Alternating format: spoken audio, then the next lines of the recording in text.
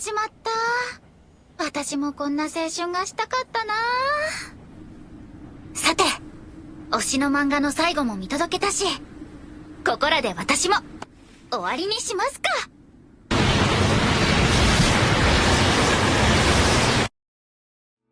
Jujutsu Kaisen, My Hero, Academia, etc. The biggest manga of the current world. We all know about these series and its popularities and the impact that it's had in the world. But there's a series that I believe is much better than those two series and more. Undead Unluck. A manga series by Yoshifumi Tozuka, in my opinion, has been the best manga that I've read in recent years, excluding One Piece. Unfortunately, due to circumstances and other reasons during UU's serialization, Undead Unluck has sort of been swept under the rug. I've been trying to put my friends on the series, and jokingly or not, they refuse. I want to talk about Undead Unluck, story, why I believe it isn't as popular, why I think you should give it a shot. If you try to give the synopsis of Undead Unluck with a few sentences, I can see why people don't give it a shot. An 18-year-old girl with bad luck powers finishes her favorite manga and decides to kill herself. A man finds her and decides that she can give him a permanent and proper death as he is immortal. Along the way, they find obstacles and they have to overcome those obstacles together. Did that make you want to read or watch it? Hell no, of course not. That sounds extremely boring, generic, and cliche. Add a bit more of the story and people groan and roll their eyes. Fuko, the unlucky girl, and Andy, the immortal man, join a group and they now have to kill God for reasons. Yeah, of course God is involved. The main structure at first is so boring, but then it changes. The series starts off extremely generic, and I won't deny that, but as I said, it evolves into something much more. With 202 chapters as of my time recording this, the characters have obviously grown. Their backstories are introduced, you spend time with them, you learn to love them or hate them. Like for me, I like the villains because they're so charismatic that they could be the protagonists of their own show. But our own two main protagonists, Fuko and Andy, start off kinda slow and don't grow for a bit, around 30ish chapters. Fuko's ability, Unluck, causes bad things to someone who touches her, whether it be they get beer poured on their heads or a meteor comes crashing down on them. It's revealed early on, so it's not really a spoiler, that the effectiveness of Unluck is based on her feelings towards the person who touches her, the one who's going to get the Unluck. Fuko's backstory is that when she was 8 years old, she hugged and kissed her mom and dad on the cheek when they had a flight to go overseas, and as soon as the plane went into the sky, it exploded and obviously killed her parents and everybody on the plane. Over the years, Fuko learns that she has this ability, so she drops out of middle school and lives in solitude for 10 years. She develops this pretty funny ability where her one good trait is that she could evade people like the wind. So after reading her favorite manga, From Me to You, or I think it's To You From Me, she decides that she has nothing to live for and was going to off herself by getting hit by a speeding train. Her character is sort of played off as a fan service character with big breasts for Andy to touch for her unlock to activate. Andy, the man with no name or memory, sees Fuko use her ability and decides that she can permanently kill him as he's lived for an unknown amount of time. Probably wondering, if he has no name, why is he called Andy? Well, his ability is called Undead or Undead in Japanese, so Undead Andy. Pretty fucking smart if you ask me. But he's this perverted grope here, grab this, fall in love with me kind of dude, and this too gets kind of boring. But thankfully, this type of character acting goes away like extremely fast, which I really appreciate. Fuko becomes more independent and brave, and Andy learns to work more with others, especially after it's revealed that the Union got him years ago and experimented on his body, only for him to escape. Fuko and Andy joined the Union, a mysterious organization filled with negators, people who negate the rules of the world with their ability, such as Fuko and Andy, to not get attacked by other Union members, and are now given the responsibility to do quests given by a book named Apocalypse. Those quests consist of hunt Yumas, which is unidentified mysterious animals, or find other negators to gain rewards, such as the location of other negators, artifacts, which are items, special abilities, and their names are like pop culture stuff like Blade Runner, Life is Strange, bullshit, and hopefully another seat in the Union. If they fail too many quests, Ragnarok comes, and everyone knows what Ragnarok is. Pretty cliche. The Union's enemies are Under, another group of negators who too wish to kill God, but they want to take over the world as a form of revenge against the people that treated them like shit.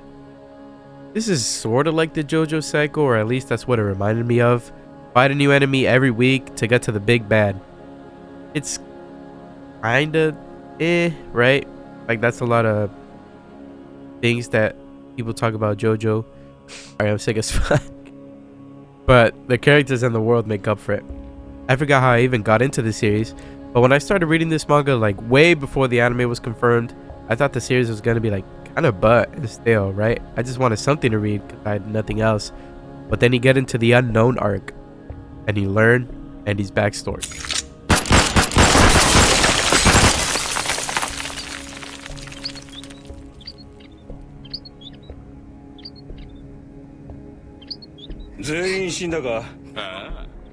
I believe the series didn't get as much popularity as the other series like Jujutsu Kaisen or My Hero because it honestly started off kind of mid, but then it became a masterpiece. The anime adaptation for Undead Unluck is also a masterpiece, or at least in my opinion, but it's only available to watch on Hulu, and no one has that shit. David Productions once again made another masterpiece as they did for JoJo and Fire Force, but no one can watch it so easily. No one has Hulu. I don't even have Hulu. So what I did, pirate it. Sound design is fucking insane.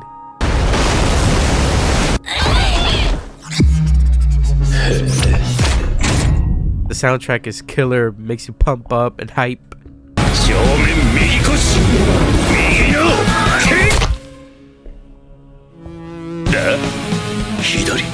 The voices for every character is exactly how I imagine them to be while reading the manga in my head.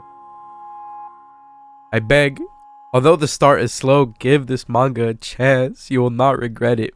You'll laugh, you'll get angry, you'll gasp, you'll cheer, you'll cry. Like, you'll love Undead Unluck, bro. I'm begging, please watch it. Please. Alright. I was beating around the bush trying not to spoil like single story beat, but I need to talk about Ragnarok, dude. Like, if you don't want to get spoiled in the least, please click off. So this series started off in 2020, right? 2 years into serialization, 2022, God has finally made his move, and the Union is losing. The series that we've been following is on a loop, and Fuko's and Andy's story is loop 100. Prior to the series, Union has lost 99 times, and the Union, fuck, dude, I'm sick. And the Union's leader, Juiz, has used the Arc, an artifact capable of going back in time every time, leaving her partners to die. The one partner who has never died is Victor, Andy's original counterpart, as he is undead. Not even Earth getting destroyed can kill him. As loops have been lost and destroyed, Victor has wanted nothing but for Juiz to stop fighting an unwinnable battle, but she doesn't stop. In a struggle to get Fuko to charge up the Arc for 11 minutes in order for her to get sent back in time, Union and Under work together and successfully get Fuko to go back, and everyone alongside the Earth dies. Except for Andy, of course. Fuko, the girl with no fighting abilities and without Andy, has become our only main character in the 101st loop. Gone are the fights with Spectacle. Fuko's mission now is to recruit every single negator that we've met in the 100th loop, and not let them go through the tragedy that they've endured because of their abilities manifesting.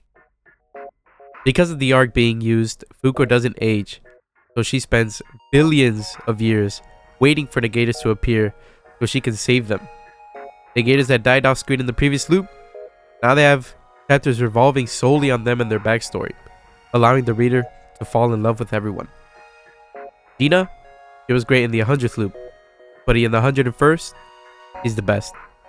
Boyd, who died in chapter 3, he's the best.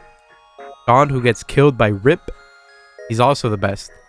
Rip, who was already very cool and likable as a villain, he's the best.